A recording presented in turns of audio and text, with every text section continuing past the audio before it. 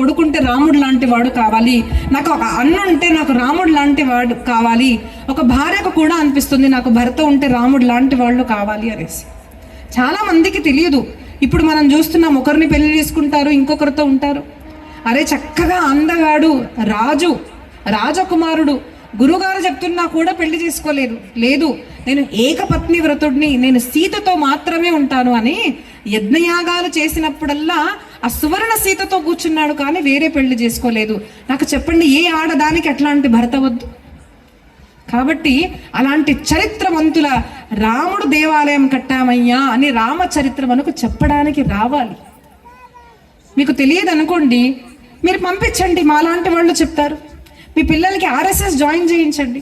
ప్రతి ఒక్క పిల్లవాడు, మేము చెప్తున్నానండి, ఆర్ఎస్ఎస్ అని చెప్పారు కదా, భారతదేశంలో జరిగిన ఎన్నో పనులు ఇప్పుడు జరిగాయి, మనం చూస్తున్నాం. హైందవ సనాతన ధర్మం, దానికి ఖచ్చితంగా నేను బీజేపీ పార్టీ మెంబర్ అనుకోకండి, కానీ మోదీ గారికి ఖచ్చితంగా నేను ఫ్యాన్నే.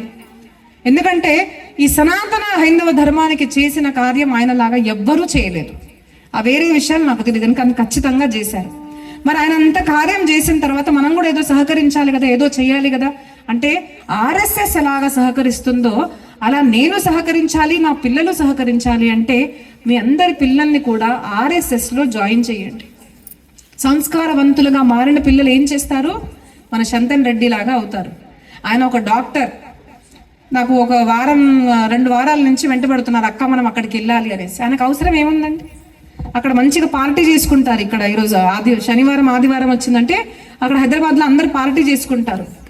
అవన్నీ వదిలేసి పొద్దున లేచి అక్కడి నుంచి ఇక్కడ డ్రైవింగ్ చేసుకొని వచ్చి ఇప్పుడు ఇంటికి దింపేదాకా ఆయన రెస్పాన్సిబిలిటీ. ఎందుకు అవసరమో ఒక డాక్టర్? ఎందుకు అవసరము? నా సమాజము, నా దేశము, వాళ్ళందరికీ ధర్మం అర్థం కావాలి అన్న తాపత్రయము ఎందుకు వచ్చింది ఆయనలో తెలుసా? ఆర్ఎస్ఎస్ యొక్క సంగతి వల్ల వచ్చింది. అది మీరు మీ పిల్లల్లో కూడా రావాలి. నా దేశ సేవ వాళ్ళు చేయాలి, మనము చేయాలి అంటే అందరూ కూడా సంఘ శాఖలో జాయిన్ అవ్వండి. లేదు అంటే వాళ్ళు ఏదైనా కార్యం చేస్తుంటే వాళ్ళని ఖచ్చితంగా సహకరించండి. ఇలాంటి మంచి కార్యాల్లో మనం పాల్గొనలేదనుకోండి, మన సనాతన ధర్మ రక్ష ఎవరూ చేయలేరు. గుర్తుపెట్టుకోండి, ఎవరో వస్తాడు ఏదో చేస్తాడు అంటే కాదు. కర్మ ప్రధాన విశ్వరచిరాఖ అంటారు. మనం చెయ్యాలి, నేను ఏదో ఒకటి చేయాలి ఉడత భక్తిగా. అందరూ ఎంతో మంది వారలో ఉన్నా కూడా ఆ ఉడత అనిందంట, రామయ్య నేనేదో సేవ చేస్తాను, అలాగా నేను ఏదో చేస్తాను నా దేశం కోసం అని మనం అనుకున్నాం అనుకోండి, మన అందరం కూడా ఒక్కొక్క ఝాన్సీకి రాణిలాగా, ఒక్కొక్క జీజామాత లాగా మనం మారగలుగుతాం. మనం మీ బలాన్ని మీరు తెలుసుకోండి. పెద్ద ఆయుష్, పెద్ద బలము, దానికి ఏదో బాగా డబ్బుండే అవసరం లేదు. ఎక్కడైతే ధర్మ కార్యాలు జరుగుతాయో అక్కడికి వెళ్ళండి. పిల్లలకి మన హైందవ ధర్మం గురించి చెప్పండి. నేను ఒక ప్రాజెక్ట్ లాగా తీసుకున్నవి 2 ఉన్నాయండి. ఏంటిది అంటే గీతా పరివార్ ద్వారా చేసే కార్యము గీతా పఢే పఢాయే और జీవన్ మే లాయే. అంటే భగవద్గీత చదవండి, చదివించండి, జీవితంలో ఆచరించండి. ఇది మీరు ఆన్లైన్ నేర్చుకోవడానికి ఫ్రీ ఆఫ్ కాస్ట్ నేను మీకు చెప్పాను. రెండోది, అక్క మాకొచ్చి భగవద్గీత భాగవతం చెప్పండి అంటే మీరు ఎప్పుడన్నా పిలవండి. నేను ₹1 కూడా మిమ్మల్ని అడగడం లేదు. నేను సర్పంచ్తో మాట్లాడడం, కావాలంటే అడగండి. నాకు మీరు ఇవ్వగలిగితే వచ్చేపోయే ఛార్జీలు ఇవ్వండి, నేను వచ్చి మీకు భాగవతం చెప్తాను, నాకు మీరు సమయం ఇవ్వండి అన్నాను. ఒక 7 రోజులు ఇవ్వండి. భాగవతం, రామాయణము, శివపురాణము, భగవద్గీత మీరు వింటారు అంటే నేను వచ్చి చెప్తాను, మీకు రెడీగా ఉన్నాను. మన చరిత్ర మనం తెలుసుకోవాలి. ఒక సంవత్సరం రామాయణం వినండి, ఒక సంవత్సరం భాగవతం వినండి. పిల్లల్ని అందరిని పిలిపించుకుందాము, అందరం కలిసి ప్రసాదం చేద్దాము. ఒక 3-4 గంటలు రోజు ఇవ్వలేరా అండి? మన మహాభారతం మనం తెలుసుకోవాలి. ఈరోజు మహాభారతం ఎంతమంది విన్నారు చెప్పండి ఒకసారి? నిజంగా విన్నారా? విన్నావా? మొత్తం విన్నారా? వినలేదు. నాకు తెలుసు వినలేదు. అస్తు. అయితే మహాభారతం ఏదైతే ఉందో చాలా మంది గొడవల గ్రంథము అనుకుంటారు, కానీ మహాన దేశపు అంటే గ్రేట్ కంట్రీ భారతదేశం యొక్క చరిత్ర దేంట్లో అయితే చెప్పబడిందో అది మహాభారతం అని తెలుసుకోండి. కాబట్టి ప్రతి ఒక్కరు కూడా మహాభారతం తెలుసుకోవాలి, భగవద్గీత తెలుసుకోవాలి. సంకల్పించుకోండి, నేను వచ్చి చెప్తాను కదా మీకు. ఇలాంటి వక్తలు చాలా మంది ఉన్నారు.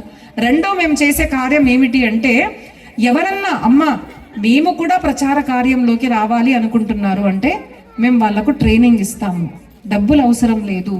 నాకు కావాల్సిన గురుదక్షిణ ఒక్కటే, నిష్ఠ.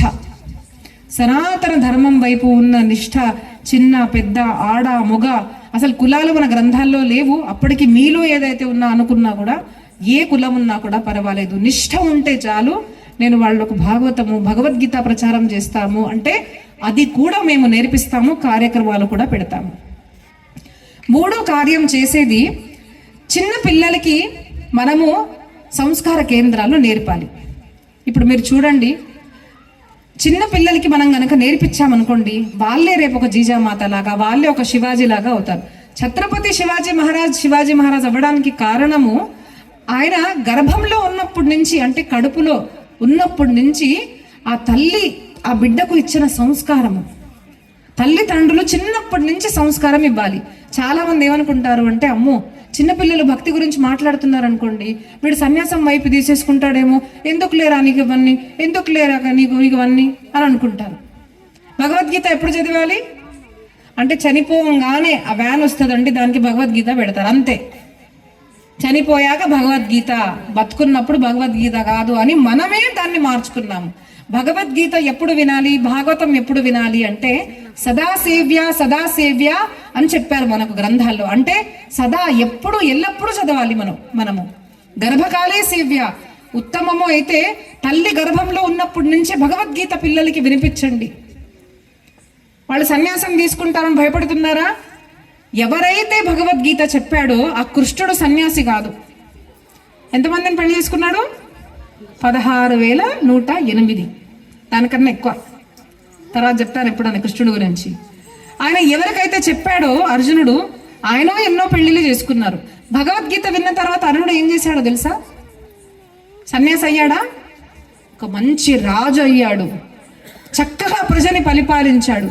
మరి భగవద్గీత మొదట ఎవరైతే విన్నారో తనే ఒక మంచి రాజుగా అయినప్పుడు, మన పిల్లలు ఎందుకంటే సన్యాసిగా మారుతారు? ఎందుకంత భయం మీకు? కాబట్టి మనం తెలుసుకోవాలి, మన పిల్లలకి చిన్నప్పటి నుంచి ఇవన్నీ నేర్పించాలి. అంటే ఎవరు నేర్పిస్తారు? నేను వస్తాను, ఎప్పుడో ఒకసారి చెప్తాను, కానీ వాళ్ళకు రోజు నేర్పించాలి కదా.